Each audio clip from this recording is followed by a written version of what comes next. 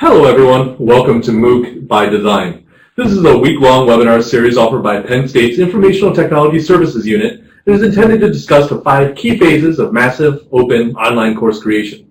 Over the course of this week, we'll be featuring sessions devoted to planning, which happened on Monday, design on Tuesday, development on Wednesday. Today we're going to be discussing delivery, and finally, evaluation on Friday.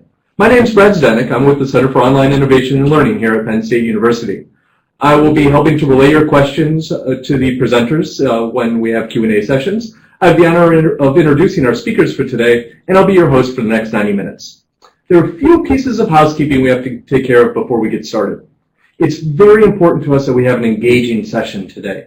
So please feel free to ask questions as we go along. To do so, go in the chat box over on the right-hand side of your screen and simply type in your question.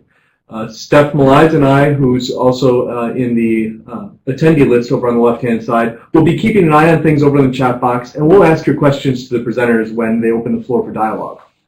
If you have a question that you don't feel comfortable asking in public, if you want to remain anonymous, you can do that by going over to the left-hand side of the screen under the attendee list, hovering over my name or Steph's name, and then selecting private chat. From there, you'll have the option of typing a question privately to us, and then we will relay it to the presenters anonymously.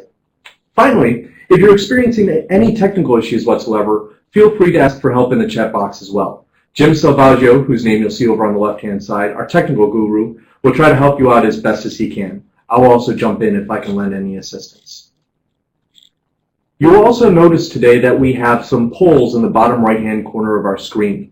As we go along, I'll be changing those poll questions, and I'd invite you to go over there as we're going through the presentation and respond to those polls. Our presenters will be referencing them throughout the presentation.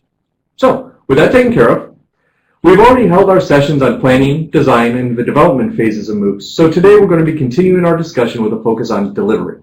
Luckily, we have a team of experts with us here today. Leading the discussion today is April Millay, a learning designer in the John A. Dutton E-Education Institute in the College of Earth and Mineral Sciences here at Penn State. April is joined today by Angela Dick, an instructional designer with Education Technology Services in the Teaching and Learning with Technology unit here at Penn State. Richard Alley, an Evan Pugh Professor of Geosciences at Penn State University and lead faculty for Penn State's Energy, the Environment, and Our Future MOOC. And finally, we have with us Anthony Robinson.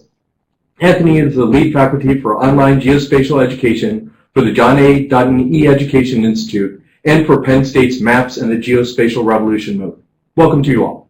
So, with our introductions out of the way, I'll hand the reins off to April to get us started. April? Welcome. We're very happy that you could be with us. We'll be talking to you about our experiences delivering the energy, the environment, and our future, what we call the Energy MOOC, Maps and Geospatial Revolution, or what we call the MAPS MOOC, and the Introduction to Art, or what we call the Art MOOC.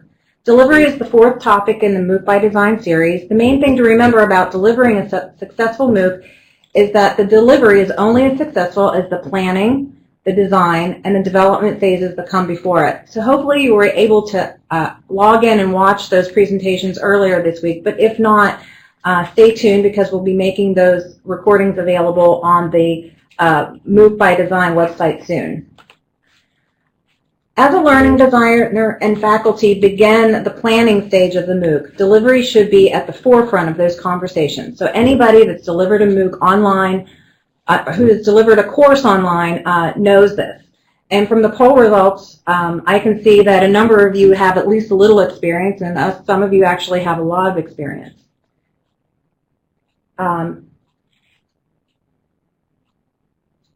It's even more important and obvious that you need to put delivery at the forefront because of the scale of these courses. The MOOCs that Angie and I worked on had 78,501 and 44,725 students respectively. So you can imagine that how any little thing might go wrong would immediately translate into a huge number of complaints and probably a barrage of questions.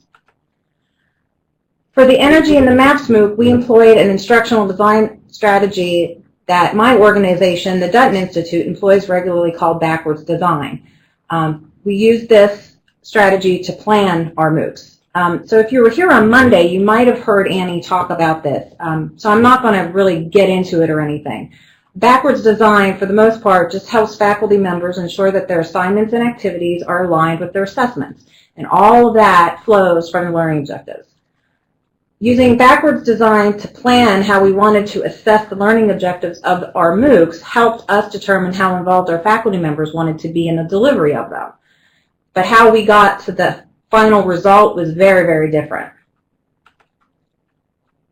Our MOOCs, for our MOOCs, Anthony Robinson, faculty for the Maps MOOC, and Anna Davinsky, our faculty member for the Art MOOC, both wanted to be really immersed in their MOOCs, and or what we call the high level of involvement. And actually, for them, they were probably closer to the extreme involvement end of the curriculum. Richard Alley, our faculty member for the Energy MOOC, he preferred to really step in when necessary. We'll call this the involved by proxy. He was still really involved, but he didn't spend hours and hours and hours poring over posts every day. And because these faculty members had different expectations, the design decisions that we were able to make were actually pretty different for the different courses. So I'm not really going to cover this table very much. For the most part, it is here to show you that depending on how involved your faculty member is, you can do some different things. So if you have a very involved faculty member, you can be pretty creative throughout the entire MOOC in what you actually want to do with activities, assessments, and everything. And that will also help you determine what kind of support strategies you need and those sorts of things. So I'm just going to leave that there for a second just for you to take a quick look at it. For us, the rest of the planning and the design and the development decisions really flowed from understanding how involved each faculty member wanted to be. But what we found out was even when you have a really good plan and a solid design and awesome materials, when things don't go as you expect, everyone involved in the delivery of the MOOC needs to remain calm and be flexible and be agile, whether it's because of some little technical hiccups like Angie experienced due to the platform being pretty young, or like me having to really adjust my personal expectations for students quite a bit based on some feedback as far as the certificates went. So we'll share these along with a number of other lessons learned throughout our experience with these MOOCs. This presentation today will focus on our experiences personally delivering two very different MOOCs. You can't get much different between an art MOOC and a science MOOC, so just keep that in mind as we're going through here. And we're also going to focus on the Maps MOOC because Anthony is here with us today. And because delivery is so dependent upon all of the stages that come before it, this presentation encompasses some considerations from each of those phases. So we're not going to really cover all of that stuff in detail, but we are going to briefly cover those. So, so bear with us. Our session objectives today are to help you become familiar with potential delivery strategies and support systems, to take away some ideas that work to apply, that might work for you to actually apply in your own MOOCs, and to be able to identify pitfalls to avoid. So I'm going to hand this off to Angie now. If you haven't already, take a look at that second poll down in the lower right-hand corner.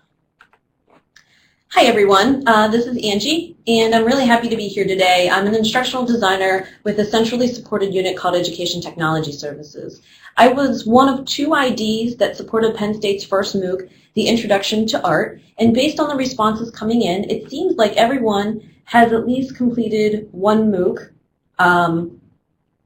or had participated in a MOOC before. So to go ahead and get started, Annie and Matt's presentation on Monday focused on planning and mentioned that good planning results in good delivery experience. So we will get started by looking at planning considerations. This gets at what April was just speaking about regarding backwards design process. The first thing you want to know is what the overall goal is going to be. For instance, what are you trying to do? The answer to that is going to depend on how you plan, design, deliver, and develop. We have the three courses here to give you an idea of the differences in planning considerations. Based on what was planned for the Energy MOOC, the goal was to create the content for a 3-credited course that would later be part of a certificate program. Originally, there were 3 instructors writing 3 different units, but it ended up being 2 faculty members involved instead, which I believe worked out quite nicely. The goal for the MAPS MOOC was to develop a 1-credit equivalent course that was a basic intro to geography and mapping. Ideally, the hope of this team was to create the additional interest in the geography program at Penn State from MOOC students. Lastly, the Art MOOC. The goal for the Art MOOC was to develop a 3-credit equivalent for Introduction to Visual Studies here at Penn State. Ideally, we hoped to create additional interest in the Digital Arts Certificate program, which is part of the School of Visual Arts. When thinking about design of a course, it is extremely important to consider the size of the course. The size will determine what can and can't be done effectively in the course. I see many of you indicated the largest course you have ever worked on was, I believe the polls results are coming in around 50 to 100, and there are some that have worked on larger courses from 500 to 1,000. Now think about your 50 to 100 and take that times, we'll say 10 or 20, and what would you have done differently in the design? How would you design a course if you didn't know what your target audience or who your target audience was going to be? As our teams thought about the design considerations, we knew that we could potentially have thousands and thousands of students in the course coming from extremely diverse backgrounds. Design considerations for the Energy MOOC, some really good materials were available, but the producer of the videos was not immediately interested in providing assistance like allowing the team to upload the video into Coursera. Richard wanted to make sure that the course was about the science and not politics, religion, or personal opinions. This helped inform decisions on assignments and support. The third credit course has 12 lessons, and so they stuck with that design of the MOOC. Anthony wanted students to make maps in each week. Aaron, the ID for the MAPS MOOC, and Anthony worked with Esri's education team to make ArcGIS programs scale to the masses, so this would be available for the MOOC. They also needed to write code to be able to get the outcome they desired. Lastly, the Art MOOC. Anna wanted students to create art and write artist statements. Students would receive history on 5 different genres and would later help influence their own 5 art creations. They also had the ability to review demonstration videos to help guide them. We wanted participants to receive feedback on their artwork, and only the way to do that with 78,000 students times 5 pieces of artwork was by having them peer review. Traditionally, MOOCs have been few text pages and focus on long lecture videos. Discussion is not usually required, and the only grading in a MOOC are auto-graded quizzes and maybe some peer review assessments. Faculty for many MOOCs may be absent. The MOOCs just kind of run themselves.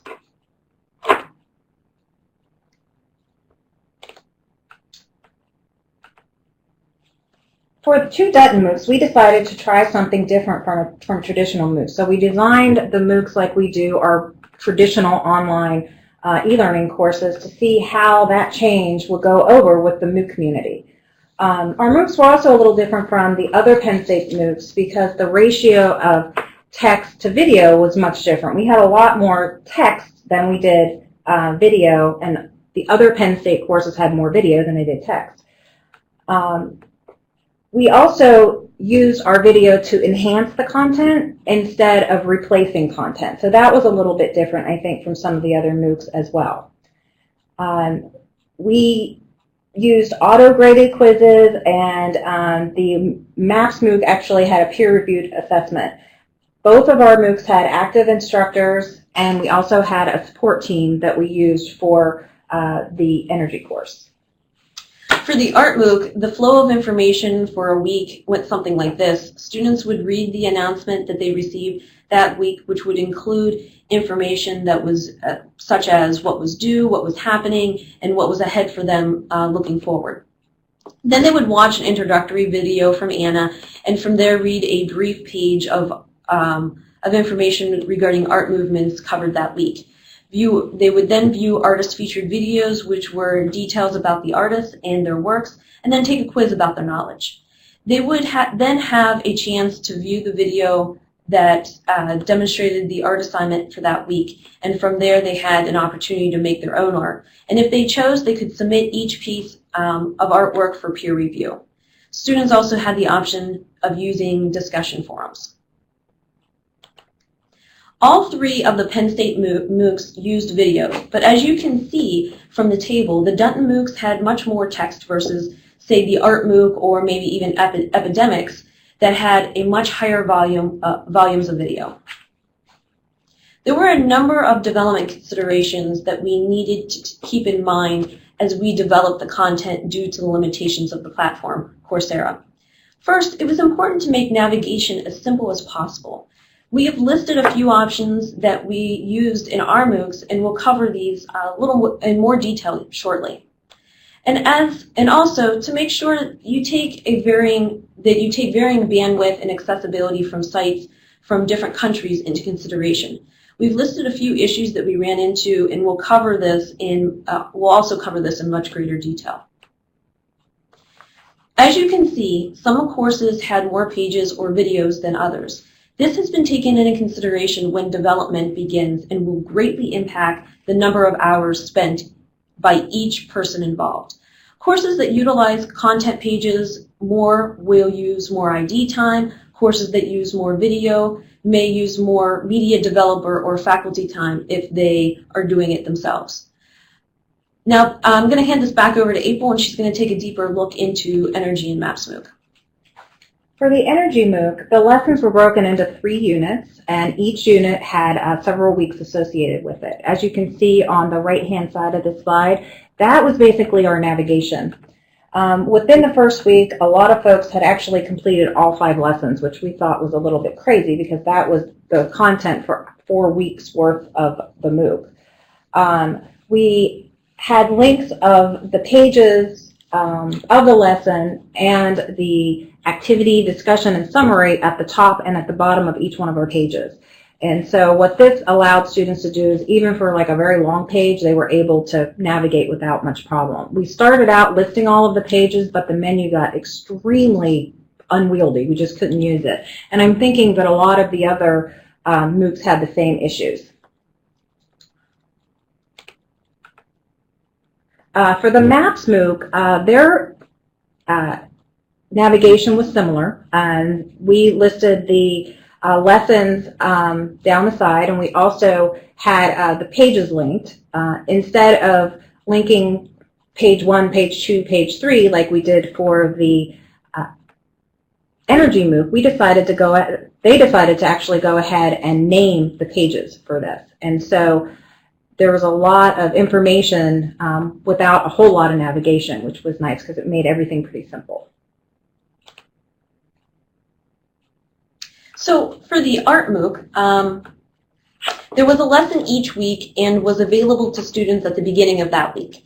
The weeks were listed at the top as they were released for easy access, and participants always had access to the navigation along the left-hand side of the page as well.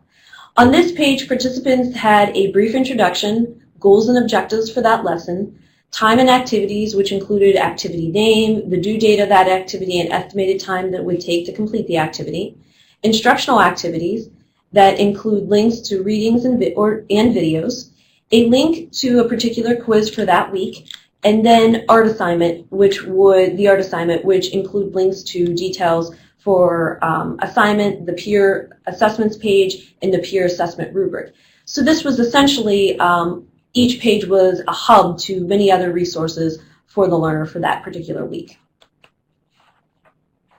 Earlier we mentioned some considerations for design based on varying bandwidth and accessibility. There are 2 ways to use video in Coursera, which was the platform that we used for all of the Penn State MOOCs. You can embed it, but you end up running the risk of everyone not being able to see the content because there are some countries that actually block access to certain websites, and one of those websites is actually YouTube. So this was an issue that we ran into, and so we had to make some decisions about that. And so what we ended up doing was providing some alternatives for that. The other way that you can use video in Coursera is to upload it. And this helps ensure that your students can access and download the videos. But if you're using course pages to provide the bulk of your content like we did, you may need to do something similar to this, which is using some lightbox code, which actually allows the video to pop up on the page. You can watch, the student can watch the video, close it, and they're still on the page, because what we were having was a flow problem in the design of the course.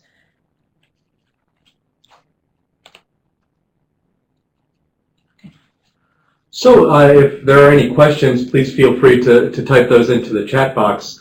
One of the questions that came to my mind as you were going through talking about the difference in the reliance on video and text was actually a question that was brought up by a participant yesterday, and unfortunately I don't remember who it was, so I'm not sure if you're in the audience with us today. But one of the questions that they asked was, were there any correlations that we found in the analytics related to engagement and the use or reliance on video versus text for delivery? And I punted that down the road to Friday with our analytics session, but I was wondering if anyone here had any responses, even informal. Well, I think that Bart on Friday is probably going to do a much better job than I could at this point of answering that question. But we did, just from posts in the discussion forums, we did see a lot of people were on both sides of that fence. A lot of people were like, the text is wonderful. It's like it's so easy. You know, it's nice to have the videos that make the text even better. And so we were getting a lot of really good feedback about that. But as far as actually knowing numbers about anything like that, at this point we haven't begun really chunking those, doing anything with those numbers yet. So our research person is actually looking at that stuff right now, but because our MOOC just finished up not too long ago. I would have to echo what April was saying. I'm sure Bart is going to probably speak about the art MOOC come tomorrow. Mm-hmm. However, I will say that in considering what would be video versus text in the art MOOC, we really, to be able to cover the content that we wanted to cover, for instance, we wanted students to create artwork, and to do that we wanted them to be able to see specific techniques, and so seeing those demonstration videos were pretty vital, and nothing that you could use to be able to describe that via text.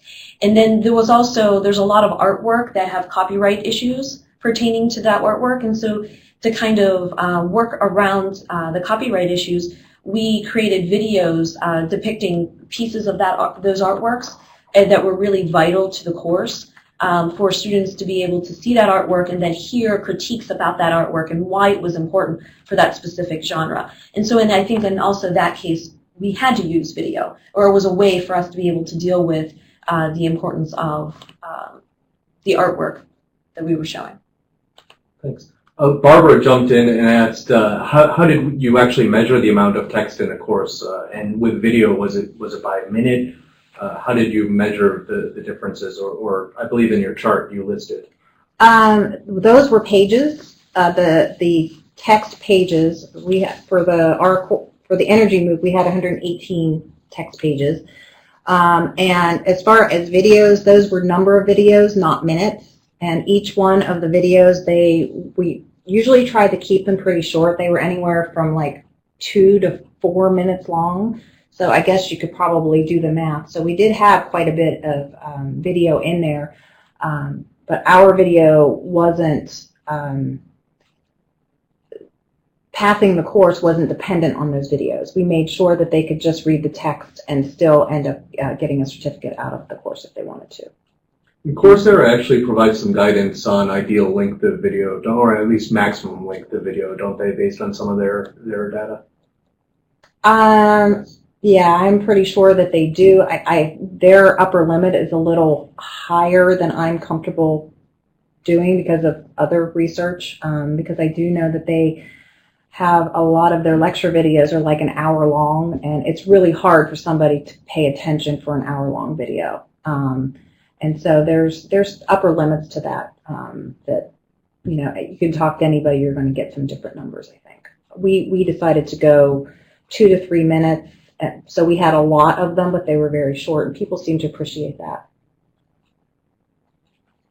Thanks, and I think with that, most of the questions here have been addressed, and we'll come back during the next Q&A session. If you have questions, please remember, type them into the chat box, and we'll relay them during the next break. So let's go ahead and talk about assessment considerations. And this really goes back to the faculty engagement continuum and the size and scale of the MOOCs support team. If faculty member wants to be super involved in different types of assessment can be planned. If not, then you probably have to go with items that are self-graded like quizzes and exams, or items that can be checked for whether or not an individual participated. For instance, the art MOOC, we were not able to grade all of the artwork that was created by our students, so we used peer assessment. If you have a large skilled support team, additional assessments could be considered.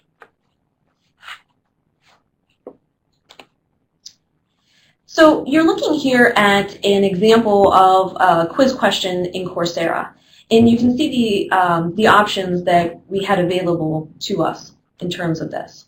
And if we look at the next example, students would have to acknowledge an honor code when completing quizzes, such as this example shown. And then this example, this quiz question came from our art MOOC, which we utilized images in those quizzes.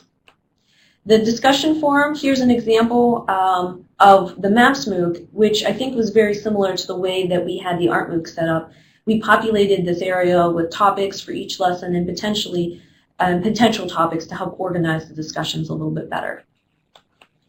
And then this last example is of the peer review activity. I know Anthony will be talking about this later in his presentation and how it was used in the Maps MOOC. Because video was de-emphasized in the Dutton MOOCs, because we couldn't be certain that all students could get to all of them, we didn't include any of that content presented in the assessment. I think I just said that a couple minutes ago. They were intended to enrich the student experience, but not provide basic information. Because we also relied on students to what we called internationalize the course by sharing information about the topics that we were teaching from their countries. So we would have activities and have them go find information about that topic, how it relates to their country, because we wrote the course very U.S.-centric, and most of our students were not from the United States. So we wanted to try to internationalize it, and that's what we did. So because of that, we decided to make the discussion forum mandatory. And that was mandatory for the statement of accomplishment with distinction. For the Maps MOOC, they kind of took a similar type of tract as well, because their videos also weren't content-heavy videos. They were supportive of the rest of the content that was written in the course. They had 5 discussions, and the students received participation points just like ours. They had 5 MOOCs. They had 5 mapping assignments in their MOOC, and one of those was peer evaluated. So that was a little bit different from the way that we did ours. And both of our MOOCs actually had 2 different certificates, the statement of accomplishment and the one with distinction. For the art MOOC, the students had to complete a quiz each week during weeks 2 through 6 that would measure their understanding of the artist and the artist's work that they had learned about that week. Also, during those same weeks, students had an opportunity to create up to 5 pieces of artwork based on that week's genre and watching demonstration videos. Students then could submit the assignment for peer review and to receive credit for one of 2 certificates. As you can see, all 5 MOOCs that Penn State recently ran all had widely different assessments. Everything from just quizzes to tracking participation to several projects that were peer assessed. This leads us nicely into talking about how many people are required to sufficiently support a MOOC.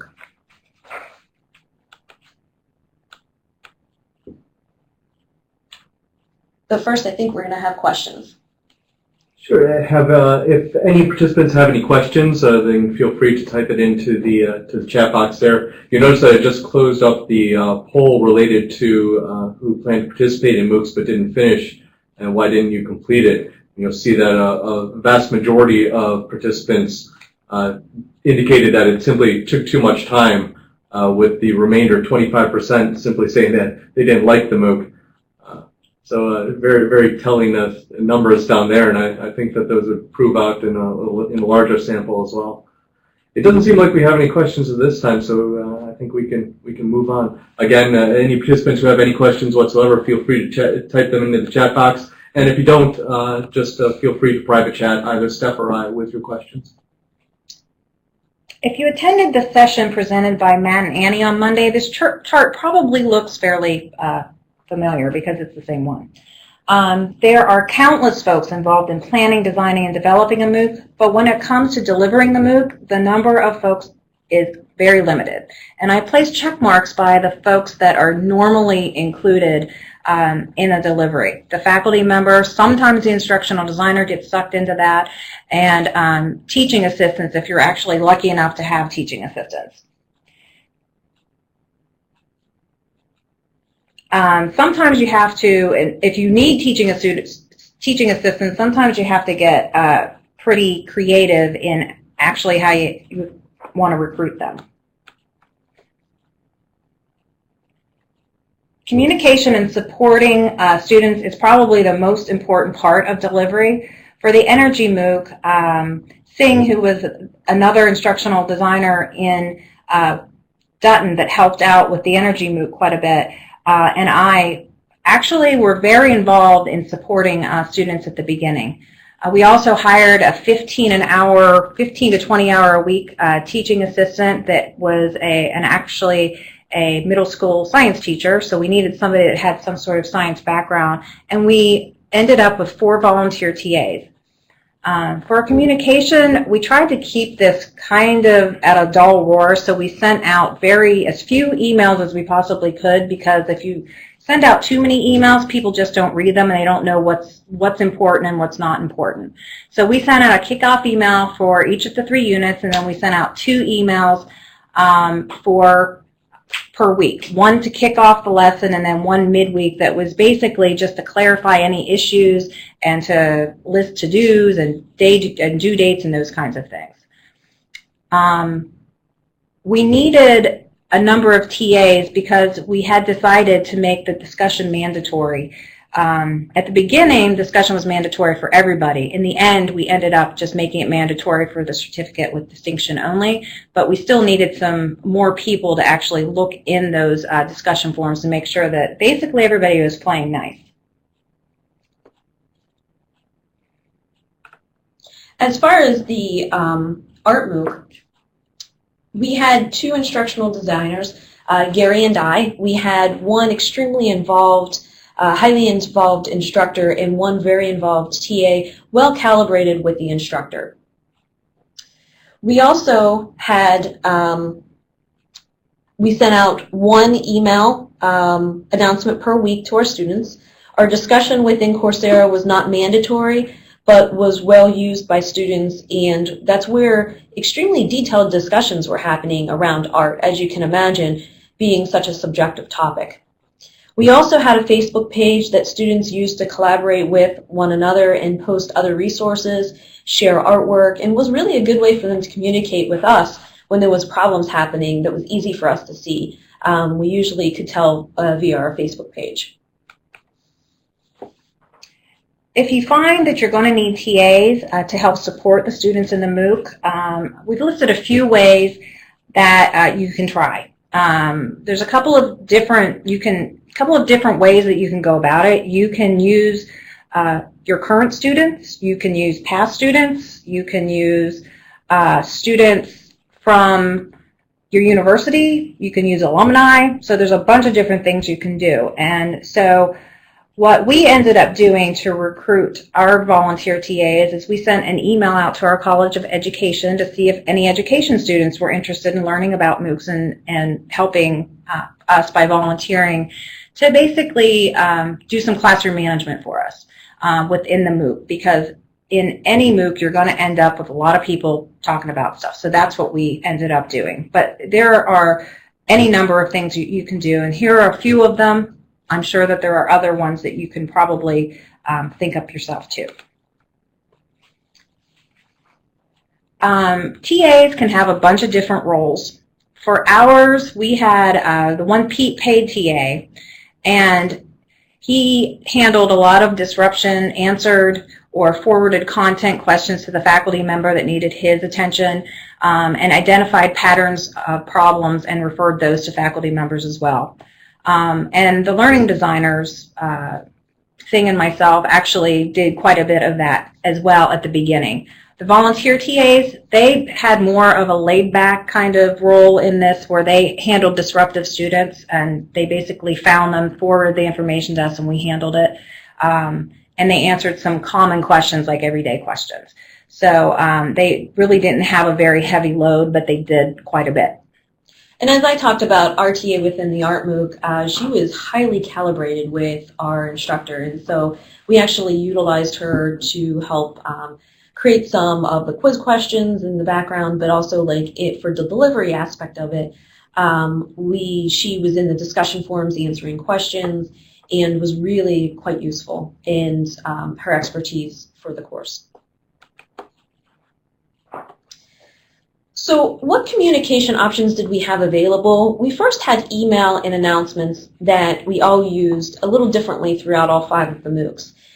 For example, a kickoff email, a session close email would be sent out, but then everything else would be in the MOOC. This was more like a self-guided MOOC. We had weekly emails that would start each lesson, 2 emails per week. That could be a kickoff email or a midweek email, or it could be a kickoff email and a close email. We also had discussion forums. And, I shared a little bit about the discussion forums in the MOOC, but for other than being used for content discussion, they could also be used to provide info to students enrolled in the course. And then lastly, we had social media that was used for all MOOCs in different ways. And in this case, for ours, we used a Facebook page to be able to share that artwork and discussion around those pieces. It was really interesting to see students getting on there, introducing themselves, saying where they were from and their backgrounds, and it really put a lot of things in perspective. But I think the important aspect of this is that we kept the primary discussions to the discussion forums, but only introduced social media for more cool stuff, and we didn't use that as a primary way of information. We were answering questions. So additional student support, we were answering questions, but students could point out to Coursera tech support for technical issues, or they could submit a help ticket for someone from the instructional staff that would contact them. There are help articles as well that students could use. Within the Art MOOC, we had a discussion topic areas around issues. And so in the discussion, students would be able to, if they're having technical issues, they could go there. It was nice because we could answer questions for students that ran into the issue first, and that information would be there for students later on. But then students were also helping each other. So it was really, it took some of the burden off of the TA and the instructor. So at this time, again, if anyone has any questions, please go ahead and type them in the chat box. But I'll throw out one that came up to me as we were going through this, and I was thinking about the TAs. Particularly, you mentioned going to the College of Education to get some TAs. But I'm thinking of myself, whose entire higher education through PhD has been in the field of education, and I have never been prepared for doing something such as managing or moderating a forum with thousands of posts. So what was the onboarding process like for those TAs, the training? And to add another question to that, were there any huge lessons learned that the next time maybe you do a little something different with that onboarding? Well, I did a training, this is April, I did a training session with all of our TAs and just told them, went over very clearly what the expectations for people posting in our discussion forums was.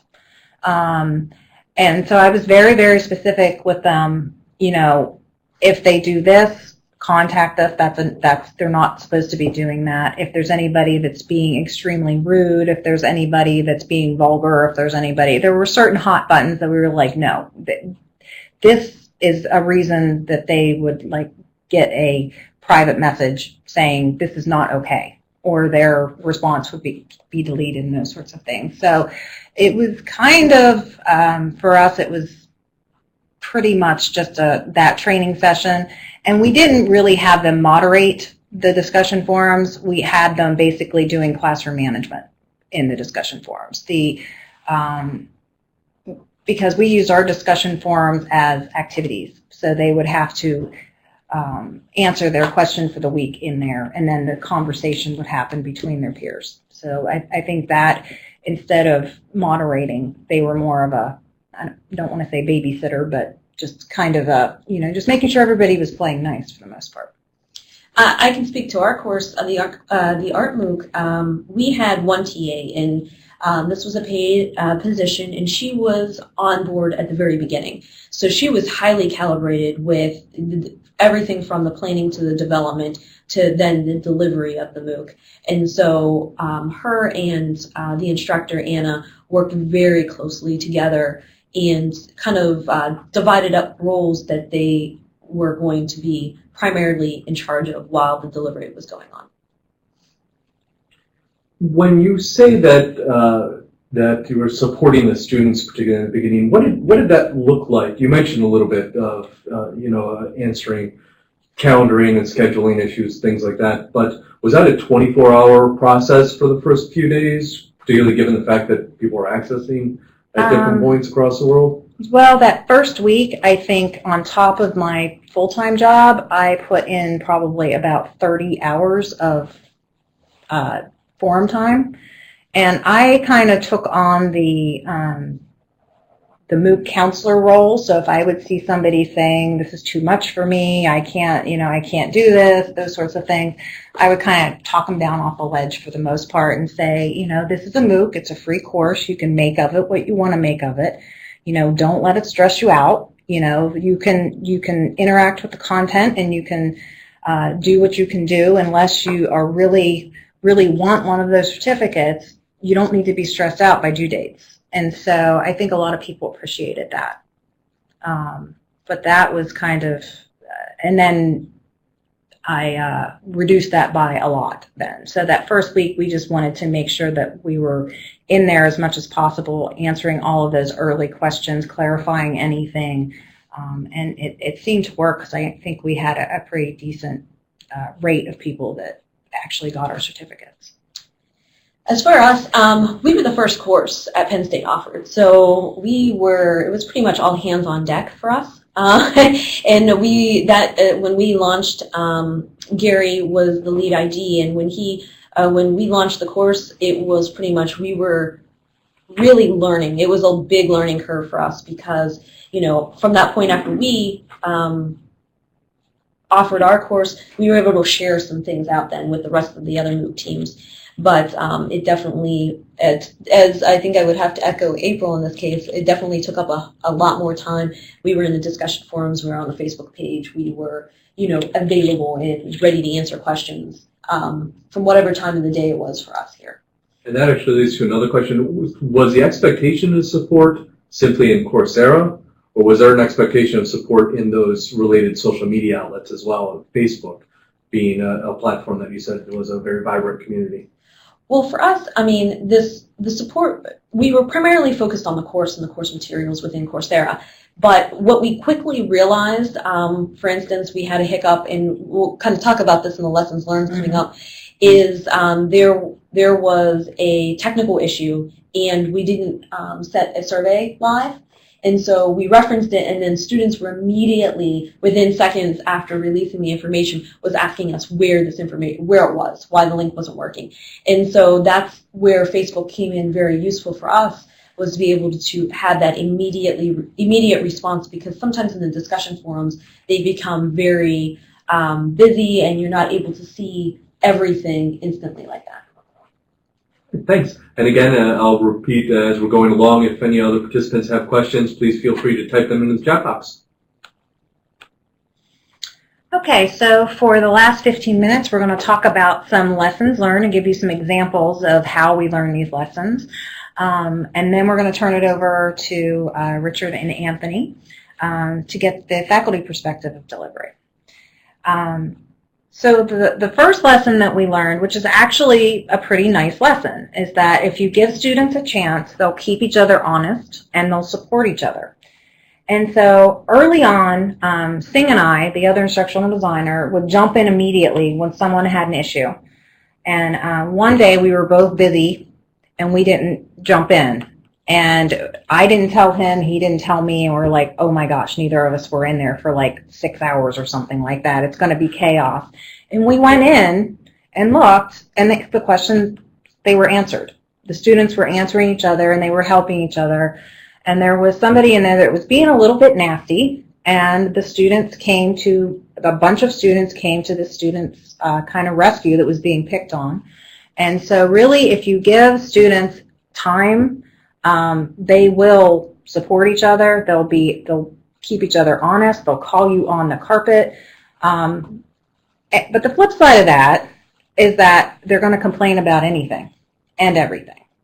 And so these two lessons kind of go hand in hand, so it's kind of a double-edged sword, because if you give them that platform, they're going to be supportive, and then they're going to complain about a lot of stuff. So I'm happy to listen to the complaints, because the students that we had in this course were extremely intelligent and very supportive, and it was kind of an amazing thing to see unfold.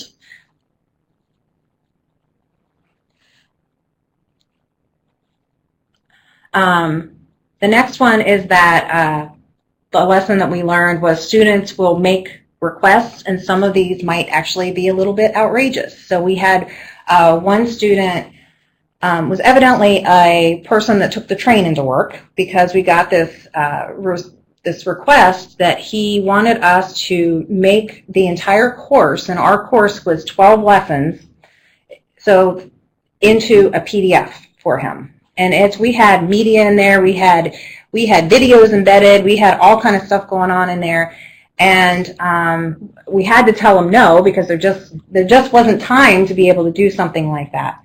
However, for the next time the course is developed, we might actually think about doing that. I mean, because that is something that one of our students wanted, and we actually had a couple of other students kind of, upvote his request, and so that really got us thinking, maybe that is something that we want to do, because we were very responsive to the people in our discussion forums. Angie, did you have any crazy requests that you know of? No, I mean, I'm sitting here thinking, within ours and it being an art course, we really didn't have a lot of like super crazy requests, but one thing that we did realize quite quickly is that it would have been really helpful to have a librarian available for us that had background in art history, because of students were really requesting a lot more resources than what we had available to us. And so we were rushing to gather resources and being able to post those, where I think if we had a librarian present, then that would have been able to aid the students in requests that they were making. And I believe that we've actually talked about this one, so I'm not going to spend a whole lot of time on it, but students from certain countries may not have access to common resources. And some of those common resources are things like electricity all day, an internet connection all day. Their country might block a lot of different, their country might block things like YouTube and Facebook. So those are all things that you kind of have to think about and come up with ways to make using your MOOC easy for the students. And so again, I go back to the PDF. Maybe maybe that was a good idea, and so we'll take that forward. And it's funny, and I think Anthony can speak to this when he talks too, but students in MOOCs point grub just like any other course. You will be amazed at the number of students that will post things in the discussion forum saying, I need extra time on I need extra time on my assignment. I need to do that. I have to go away for work for a week, so I can't get this in. And you hear every story imaginable, and they're all great stories, and they're all probably true. But the point is that it's a free course, and you make of it what you want to make of it. And we just kept trying to tell students that. And I think Anthony has a funny story where he killed a lot of grandparents. The 5 weeks that he taught his MOOC because they were all dying because they needed more time on the map projects. So that's a very funny story. He tells it a lot better than I do. So it is kind of interesting. So a lot of people, when MOOCs first came out, said, oh, this is this new thing. And it's like, you know what? A MOOC really isn't all that new. It's an online course. It's just gigantic. And so some of the things that you can think of for your online courses, just multiply that times 10, and that's what you can expect. We also found out that students don't really like choices. They want very, very specific things. And what this bullet is about is we had, originally, I had just had too high expectations of what students in a MOOC will actually do.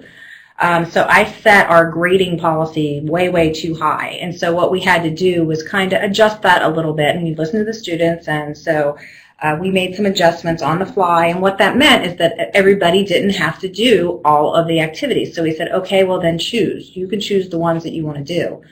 And they absolutely hated that. They were like, just tell me which one you want me to do. And it's like, it's up to you. What do you want to learn about? Pick two of those and, run with it. Read all the other content, but only do 2 activities. You would have thought that we were asking them to, do something really awful. And another thing is that, and just to kind of chime in on that, April had referenced at the beginning the 2 different courses being a science course and an art course.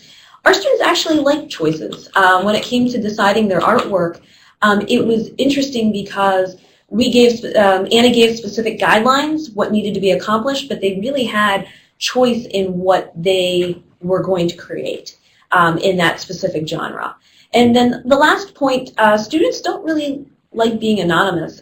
We found that especially within our art course, and maybe this is different depending on what the subject is for the MOOC, but students didn't like other students that came in as anonymous users. They wanted to know, they wanted some sort of, ownership to the comments that were being posted in the discussions around specific topics on art. So it was that was a surprise to us. And that was the same in the energy MOOC. We had a lot of students would get really irritated when one of the people that were anonymous would say something really nasty to them. And then we, as an administrator, you can see who those anonymous people are. So they were posting their activities as themselves, and then when they want to be snarky, they would turn the anonymous on and snark at people. And that's not very nice. And so we had some conversations about that. But the students will call each other on it. If you turn your name on, I'll have a conversation with you, but if you're just going to be anonymous, I don't want to listen to what you have to say, kind of thing. Lessons learned for designers, and again, these are probably things that you already know, so I'm going to go through these pretty quickly. One of the things that I learned personally was that you have to balance your expectations with what students will do in a MOOC. And so we had to readjust some things, and I already talked about our certificates having to readjust the number of activities and discussions and those sorts of things. But related to that is that you can't please everyone ever, because once we did that, we had people complain about that we changed the stuff. So it was kind of interesting to see that we had, but when you have a group of people, 44,000 people, you just can't expect to please everyone, or even half of everyone in there, ever. Another thing as a designer is if you are going to be involved in the discussion forums, set time limits for yourself, because you can really get sucked into the discussion forums and go down the rabbit hole and end up being in there 30, 35 hours a week with not even thinking about it. So take that one pretty seriously. A lot of designers don't end up being part of that. They design and then they kind of walk away and other people do that part of the delivery. So if you're lucky like that, great, you don't have to worry about that one. Have a plan B prepared for everything. And again, that's just what instructional designers do. So if you think that something might go wrong, it's probably going to go wrong. So just have your plan B in your back pocket and be prepared to just let everybody know what's going on and put your plan B in place. Angie, did you have anything about any of those? Nope, I think you covered everything. Okay. Another one is think hard before adding anything too customized. And what this one is about is that whenever you anytime you're using a platform that has like a standard, anytime you move away from that standard, you open yourself up to little things going on and happening, breaking, those kinds of things. So just think very hard, do I really need this customization, or is the way that this is provided good enough? And just keep thinking, asking yourself that, how, if this breaks, how much do I really want this in there, kind of thing. A lesson that one of our other MOOCs learned was confusion does not scale well. I know that's pretty standard, but they had some issues where they wanted to do some pretty interesting things, and when they tried explaining it, the instructions just weren't clear because part of the actual activity was to kind of figure things out for themselves. And all it really did was cause a lot of confusion, and there was a lot of irate people in that MOOC. And that was one of the MOOCs that had like 100,000 people in it. So keep that in mind, that whenever you're writing something, it has to be bulletproof. And if it's not, have somebody else read it and have somebody else read it after that to make sure that it is as clear as it possibly can be. And through all of this, the two things my favorite two things are to keep your sense of humor and to stay flexible, because it's amazing what can happen in MOOCs, and students get frustrated and they call people names and it's like, oh my gosh, why are you being this way? This is like, we created this free thing for you that's wonderful by, wonderful faculty members, and you're just sitting there saying that we're awful or something like that. And the other thing is just to stay as flexible as you can and be ready to change things whenever you have to, because it could be at like 2 o'clock in the morning, it could be on a Sunday, because people are in there all the time. And one little mistake is just going to spin out of control. For us, it was launching on a holiday. That's when our MOOC started, so being available during that time frame. Lessons learned about content. I'll go through these pretty quickly. Use international times and measurement standards. You would not believe the complaints that we had because we were using Fahrenheit. It was like we were murdering puppies or something because we were using the Fahrenheit instead of Celsius. And so if you can use international times and measurements, go ahead and do that. We did okay on the international time because all of our due dates were on Greenwich Mean Time. So we did okay on that, and they appreciated that, and they said that, so it was kind of nice. That was a big lessons learned for the Art MOOC, being the first one out of the gates, was thinking about the international time and when due dates were, and there was some confusion around that initially for that first assignment. When you're putting your content together, try to anticipate any issues and prepare your responses ahead of time. And this is something that the course that I worked on, the Energy MOOC, was about climate change. And we knew for a fact that we were probably going to end up with some internet trolls in there causing troubles, and maybe some industry people in there trying to push their agendas and those sorts of things. So what we did is we put together a very specific set of expectations, and we made sure that everybody knew about it. And whenever people would not meet those expectations, we would block them from the we would block them from our forums. And Richard's going to talk about that in a few minutes here once he takes over. Keep in mind that something that worked terrific in one MOOC may not work in other MOOCs. And you just never know when that's going to happen. So again, be prepared for that. Something that's kind of funny is that very simple typos will just annoy the heck out of people. They'll find a typo and it's like the end of the world, and you will hear from 40 people about a typo. So if you ever need something edited, send it to a MOOC and they will find all of the little hiccups. So, and that was actually very helpful. So we made sure that we went back and corrected everything. And we had very few of them actually, so it wasn't too bad.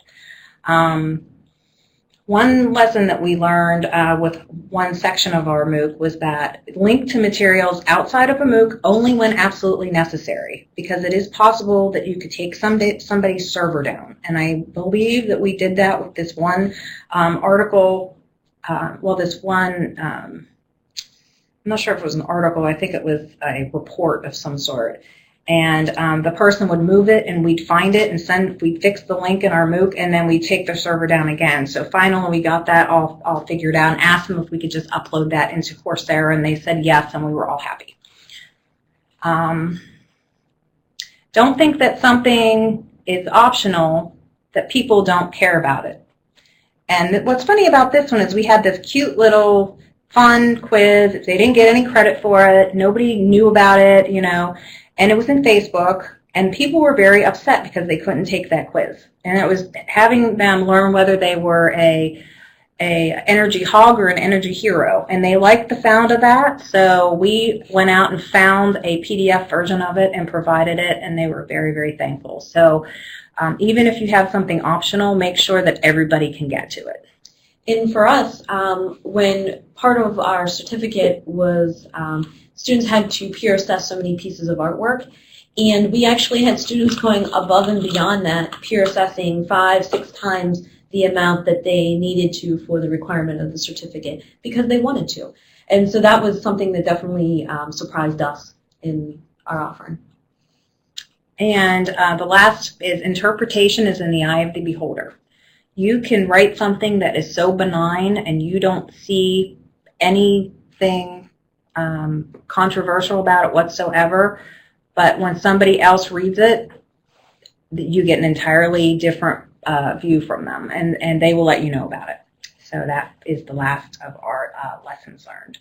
So we'll take a couple of questions while Anthony and Richard are getting set up here. So as we transition here and Anthony takes controls for his presentation, and Richard takes controls, I had one question that just popped out from what you just said. So a question I asked in an earlier session during design, I said, you know, what sort of resources do you tap in order to vet these potential cultural issues? And it's one thing during the design process where you have time. It's another thing when you're responding in forums. Mm-hmm. Were there any best practices that came out of your experience with this? Or did you just type, then read and reread and reread what you wrote before you hit enter? Pretty much the second one. We just read and read and read and edited and edited and edited and just tried to make everything as professional and as professional as we possibly could. And if somebody wrote to us and said that they had an issue, we would deal with it, and we'd, you know, just answer their question the best that we could. In some cases, we came together as a group to make decisions. For our MOOC, we had slightly under 2 months for delivery from the time we found out we were going to be delivering a MOOC till we offered. And so we really had to move quickly. And so in some cases, we didn't think some of these questions through, sheerly because, you know, we were piloting, we were the first ones to go, we were the guinea pigs in some aspect of this. And so we did come together as a team, and we would have meetings on specific issues that would arise to figure out what would be the best way of handling it. Okay. So with that, we'll hand it over to Richard Alley, who is the lead faculty for Energy, the Environment, and Our Future MOOC. Richard? Well, thank you. It's a pleasure to chat with you and taking your afternoon to see us, and we'll try to walk through some stuff fairly quickly here. We did this Energy, Environment, and Our Future was sort of leveraged off of a book I had written and then 3 hours of TV shows that I did, but then we wanted to make this useful to a whole lot of people, which is how we went MOOCing. So there we go. So this was they wrote the book, and then we got NSF to pay for building TV shows out of this, and I worked with the people who actually did Cosmos, the original Cosmos, and we tried very hard to draw on the scholarship of climate communications. You don't just give bad news, you give the good news, and there really is good news. And in the case of the TV shows, the book, what we found through summative evaluations is that this is a successful method. And so we then used that in trying to inform how the MOOC went forward. We worked very hard.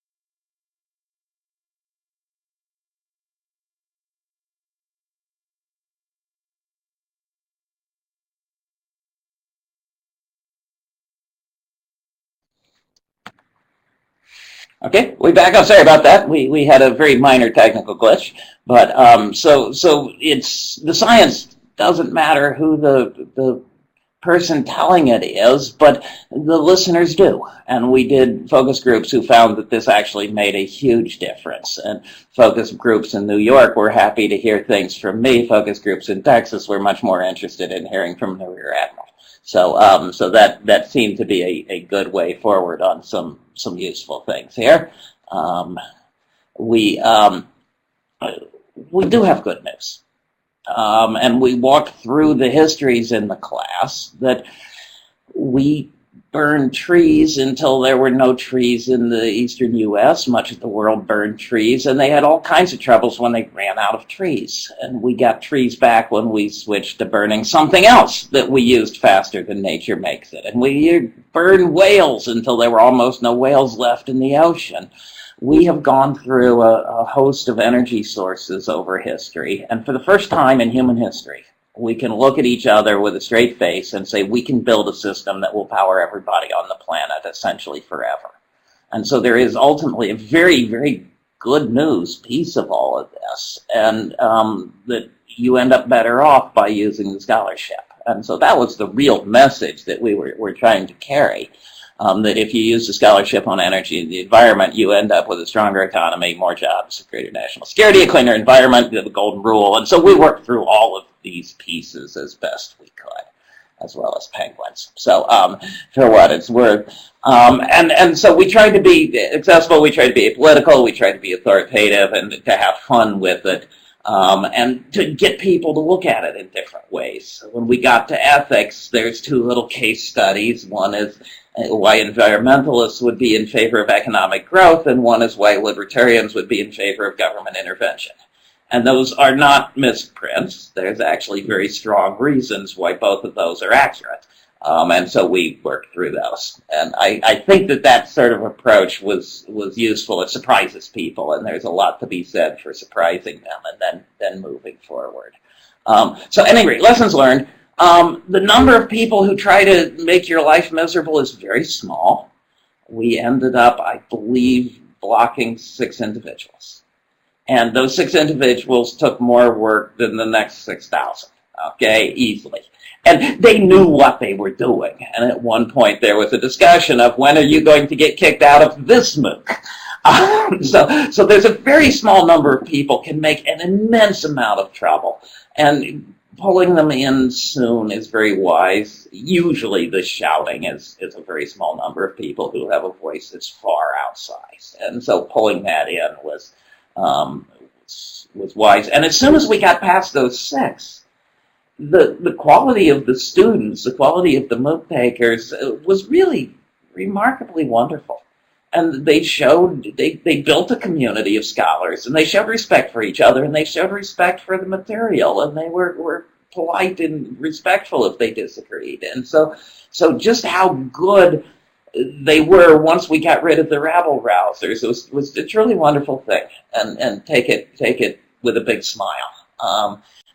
Yes, nuclear. As soon as you talk nuclear energy, people want to argue. It's the same arguments they were having when I was in high school. That's probably useful to know. In general, though, again, the pluses were good. And it's a lesson that came from this MOOC. It's a lesson that I actually learned long ago with online teaching. If you allow it, it will beat you down, because so many things can go wrong, and because the people who have a complaint will complain, and you will get all sorts of complaints. But most of the students are actually having a ball, and they're into it. And I have had 2 nights ago, I was at a lecture here, and somebody came up to me and said, "Dr. Alley, I've got to give you a hug! Your MOOC was the most awesome thing I've ever done!" Okay? You don't get that on the comment boards. And you get that, I've heard this from more directions than the people who are having fun usually don't complain on comment boards, but you are doing way more good than you think you are.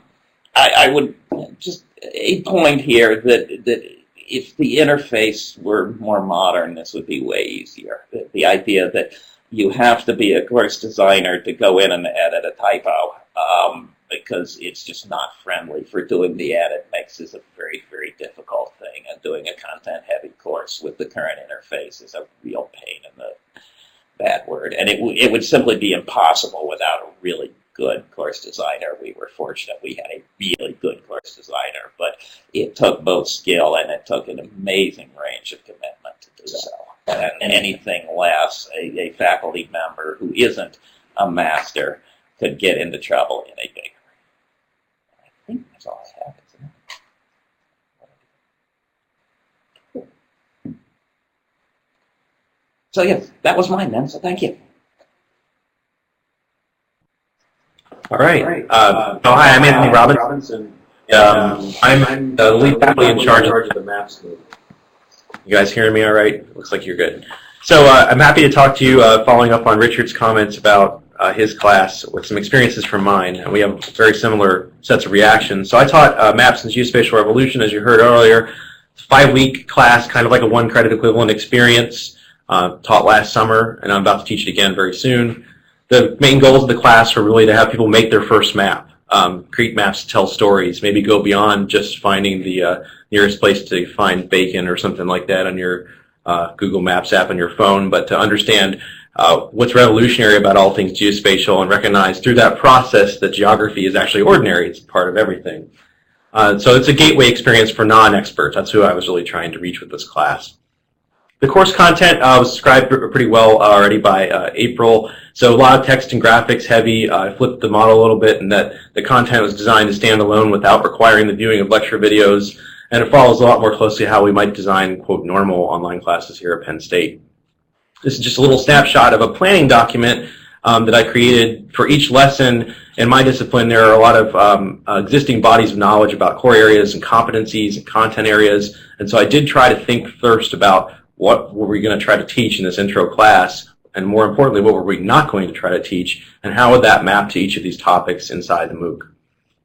I want to talk a little bit about video lectures, just more specifically about how I did mine. So 2 lectures for each lesson, less than 10 minutes apiece. I actually shot these on my own with a teleprompter. That was the one piece of equipment that we bought for my class and we ended up using for the others too, just so I could see my own slides and look right into the camera. I happen to be interested in photography and I have a music studio in my house. So for me, this is a fun aspect of designing a course like this that I'd never attempted before with another class. We had an intern, Patrick Plonsky, who made small edits and added graphics. I did all of mine, except for 2 of these videos, in one take. So I would do like 5 or 6 and then take one that I really liked. That meant that there were little tiny flaws in each of them. But I really didn't, I tried hard to stay away from having a scripted Weather Channel experience that I thought would just suck. So I shot these with a Canon 6D, if you guys are interested in camera stuff, at work at home. Students actually frequently commented that they thought I was in front of a green screen. They had all kinds of theories about how I produced these things, where I shot them, most of which were not true, but fascinating nonetheless. The course was certainly very large. It's easily the largest class so far ever taught in geography, let alone mapping, with more than 48,000 people registered. Like we talked about earlier about engagement, 95,000 posts and comments in the discussion forums in 5 weeks, which is pretty incredible. So more than doubled against a popular website for talking about maps, which has been around for more than 10 years now. About 9,000 people, close to 9,000, were active in the last week of class. I'm very happy about that, and 3,000 who passed the course, earning a passing grade at least. Shown here is a map of self-reported locations from about 22,000 of the students. Looks quite a lot like a population density map of the world, with some notable exceptions. Right, if you look at certain parts of Asia and Africa, you really see places where there aren't many people taking this class.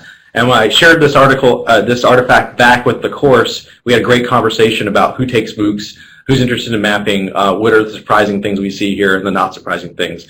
Who the heck are these people out in the middle of the ocean? We talked about data quality because this is self-reported data, right?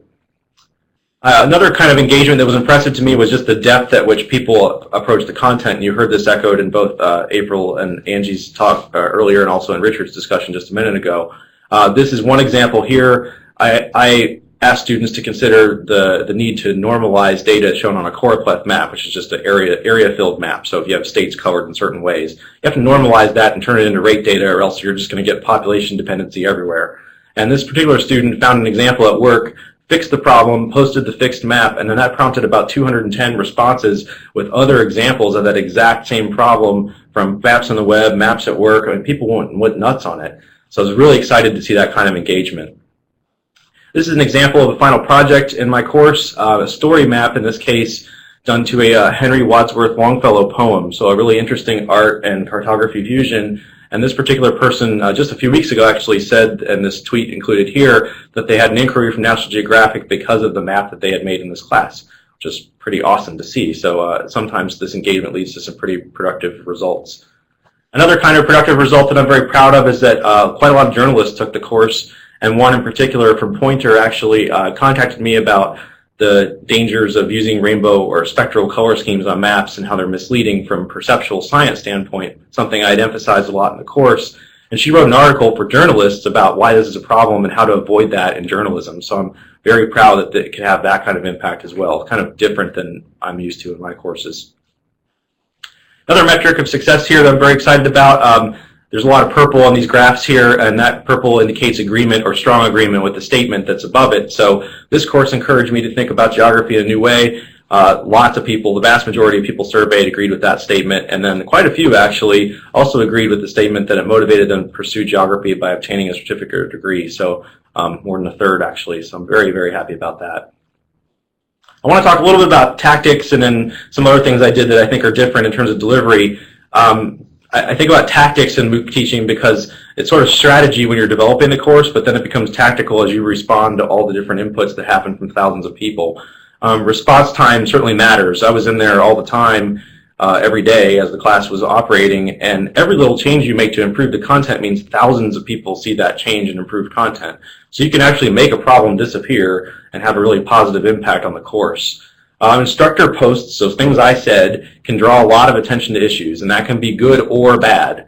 If you give, more, you can provide a lot more visibility to a negative comment by responding to it as the instructor. So you have to decide to what extent you really want to elevate that issue or just let it die on the vine. Or you can celebrate really good stuff that's not getting a lot of votes or attention by raising it up kind of artificially yourself. So that's what I mean by tactics. Neutralizing negativity isn't easy, but it's really important to keep the class going. That means that you nuke crazy troll people. You made them a free course, and they have no right to take it from you, really. So if they're doing crazy stuff or being harassing other people, just get rid of them. There's no reason to negotiate with people in this kind of setting at all. It's on your terms. You're still the teacher. And I also think it's important to directly address critique and move it to a separate area. One of the words got taken off here in the transition to these slides, but there's missing word area at the end there.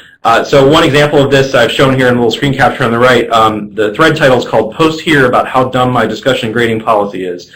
Because I got really tired of people in the first week telling me that that's not okay in a MOOC. You can't grade discussions. How dare you? This free thing is not the free thing I wanted it to be. So I said, okay, we can have a discussion about my decision and policies in the course, but we're going to do it over here in this one thread, and I'm going to close all the other ones, and if you want to say anything you want to say, you can say it there, and I will engage you there. So it's a way of kind of neutralizing some of the bad stuff. Interaction is definitely difficult to do, pull off. I posted about 1,000 times in 5 weeks. That meant I spent about 2 to 4 hours every single day of the week, sometimes more if things were not going well. 3 examples very quickly of on-the-fly adjustments that worked for me. I created a 3rd week Ask Me Anything activity, kind of in the style of what you do on Reddit. Created a special forum that we opened just for that week, and there were more than 500 questions that students voted on. And then I had a real-time thing for like 3 hours on one Wednesday where I answered as many as I possibly could. And I kept answering them throughout the rest of the course then. It was really cool. Lots of engagement, didn't require videos or anything heavy, so that was good. I started doing weekly discussion digests right away, which meant that I was curating things and finding good topics, putting them all together in a list of about 20 by themes, and then every Saturday I would list a digest. So students who didn't want to try to wade through thousands of topics, I could kind of help them get into it. Created tons of off-topic forums, and I started seeding those myself to provide some potpourri in the class, like let's post songs that talk about geography. That had like 500 posts in it and all kinds of cool stuff that I would never have guessed. One on-the-fly thing that did not work, I tried to appease some complaining students by extending the deadline for peer assessment for the final project, which totally blew up the peer assessment module in Coursera. All had to be unwound, and then I saw, as April mentioned earlier, that the students who had successfully navigated deadlines were like all of a sudden really mad at me. Don't do that. What you should do, though, is make it fun. There's a lot of tendency toward homogenized, sanitized content in MOOCs. People will tell you you can't do anything fun. I actively avoided that trend, and I just did stuff that I thought was cool, and I tried to honor my own spirit in teaching a class, and students reacted extremely positively to that. They don't want a bland, generic, United Nations approved experience. They want to take a class from a real human being who has an opinion about stuff, or is just funny. So to that end, one example of what I did here, every one of my videos after the second lecture onward had a cardboard avatar of one of my coworkers who is kind of a fun person to pick on in our office, and he got smaller and smaller and smaller as the weeks went on. But within the first 24 hours of the class, students noticed this little Easter egg and started posting this thread about who's the creepy guy in your video, and all these amazing theories came out about who he was, like he was my grandpa, that he was actually standing behind me in most of these videos. It was fantastic. So it provided this whole other channel of interesting stuff that I felt empowered to kind of experiment with in this kind of course where I sort of wouldn't maybe do that normally. And he was a great sport about it. One student actually posted this thread that you see here, circled his head, actually found a enhanced picture on our website, figured out who it was, contacted him, and verified that he was in fact the person in the video. So it was just kind of interesting experiment there. Here you can see the example of that's on our faculty webpage. It's Jim Sloan, who's a really good sport with this kind of thing. So MOOC development can be strategic, but MOOC teaching requires tactics. The student engagement is much higher than anticipated. You got to be ready for stuff to break and also be ready to fix it quickly. But the limitations of MOOCs really don't preclude you from making them fun or interesting at all. So that's kind of where I would wrap up. I actually teach this again starting on April 30th. There are more than 15,000 people currently enrolled, and hopefully there are tens of you out there who will enroll in it very shortly if you're interested in maps. Thanks. So while we give an opportunity for some questions to come in the chat box, so one of the questions that I'd have for both of you was, it's apparent through your presentations today that running a MOOC is a large time suck. So what were any best practices or lessons learned that you had as far as time management? Because I could see where you could allow yourself to become overwhelmed or too involved in the MOOC to sacrificing your research, your academic career for those weeks, or your family life, or whatever it may be. So what did you learn through the process, and how did you handle it? So I think we did this in somewhat different ways. I had the great good fortune of having a team who were really good. So of course design, April was fantastic, and Singh was out there working, and then we had TAs, and Mike in particular, the lead TA, was really good on it. And so for the interactions, we set up and asked Richard, and they'd actually sort of say, so what are the key things we want to get the prof to come and engage in? And Mike's sort of running that with them, and then they'd run them to me, and I would come back in and join those discussions rather than me having to keep track of all the discussions. It was part of the time I was sitting there saying, man, I'm missing all this cool stuff that's going on they should be doing, but part of the time I was saying, but yes, I've got to write that paper, and I got to write that proposal, and I'm teaching the other classes. And so ours was having really good team who knew when to call me and when they handle it themselves. I would just sort of, first of all, add that it's a good question to ask. I don't think I'm very good at it in terms of not letting it take over my life. And in fact, I kind of, this time for April and beyond, I actually planned it during a time when I can be even more obsessive compulsive about it. So I find it personally unbelievably motivating that thousands of people even care about my subject area, because geographers sort of don't get a lot of love. And I think we should totally get lots of love, because we do cool stuff. So I find it just like amazingly addictive. Even the negative stuff is kind of fascinating, just to see people react to your thing and like find something wrong with it that's free that you made for them. So it's like watching a car accident, but it's yours.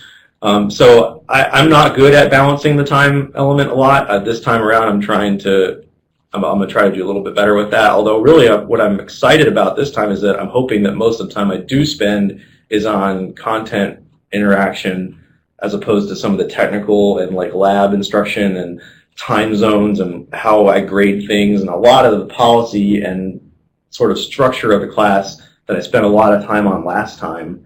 I've figured out most of those things, and I've got rationale for all of them now. So I'm ready to like provide better guidance up front about how things work and why I do it that way. And then hopefully that means I can spend more time on answering questions about maps. So Angela and April, as we're talking here, and Richard, I think, pointed out, you've got quite a team working under, quite honestly, a high-stress situation here. You've got a lot of eyes, you've got very limited time, and unfamiliar context at times, because you're dealing with a number of cultural issues that you don't typically work with in your typical online course development. So do you have any hints or tricks about how you manage the teams, or how you built a community within those teams, to deal with situations as they came up, lines of communication? What happens if one member of the team notices something at 3 o'clock in the morning, and maybe they don't have the responsibility or authority to directly address it? How did you work all of that? This kind of relates back to my onboarding question earlier. Well, for the Energy MOOC, that's a really hard question to answer, because I think for the first time that the MOOC, the first time you offer a MOOC, it's a learning experience because you've never done it before. And so we just kind of handled things on a case-by-case basis and gave everybody kind of a role and let them know these are the things that you can do and feel free to do that. These are the things you need to go to Mike the TA. These are the things that need to come to me. These are the things we need to talk to Richard about. And I think we were just pretty clear about, because I don't think you ended up with a lot of things that shouldn't have come to you. So we were, yeah, so we kind of had a filtering system, kind of trying to make sure that only the stuff that needed to go to Richard went to him, and then either Singh or I kind of handled the rest of the stuff, and then like the procedural kind of stuff was handled by the TAs for the most part. And if they couldn't handle something, they knew who to go to. And, I'm kind of addicted to my iPhone, so I get emails at all hours of the day and night. So, I would be in there at 2 o'clock in the morning because I have a 9-month-old. So while this was all going on, I had a baby at home. So if I was up feeding her at like 1 o'clock in the morning, I'd just hop on my phone and see if there were any, threads that needed responded to. So, I think it's really, you have to do what works for you, but I think communication in a team and setting those roles is probably a good strategy. We did very similar things at the very beginning. We had somewhat of a smaller team than what you had, April. But we kind of just delineated our roles, and everyone knew what they were supposed to do from even starting in the design process. And then it kind of continued over then to the delivery. And I think, Megan hit on this yesterday in talking about, the different types of technology that were used to facilitate communication. We use Yammer heavily in our MOOC as the back channel. And with email also, but at least with Yammer you could have that threaded discussion and not have to wade through those numerous emails. And so I think that was pretty vital to the success. Excellent, thank you. And you answered the follow-up that I had, which was, what platform were you using to handle that communication? I know my inbox and my email becomes overwhelmed quickly, and sometimes you can star individuals and have it rise to the top. But I know in using Yammer, that seems like a tool that would be very useful in this kind of context. So, I'm sorry. I was going to say I was skeptical at first about using Yammer inside Penn State, like for work. It's kind of Facebook for work, until I developed the MOOC. So there were, suddenly 30 other people that needed to have eyeballs on all these policies and all the things we were navigating that were common across 5 courses, and that would have been an absolute disaster to have copied emails between all these new people. I mean, we wouldn't have been able to do that kind of stuff. So. Version control is, yep. Yeah, that is just, that's nightmarish. Well, with our time up, I want to thank all of our presenters today, to Angela, to April, to Richard, to Anthony. Thank you for being here. And very importantly, thank you to all of our participants today. I don't know if you've been joining us throughout the week, but we have one more session tomorrow on evaluation, where we're going to be speaking a little bit about analytics and data collection and analysis with Bart Purcell and Larry Reagan tomorrow. So we'll hope that you will join us for that at 3 p.m. So again, on behalf of all of our presenters, on behalf of Steph, Jim, and myself, I want to thank you all for being here, and hopefully we'll see you tomorrow.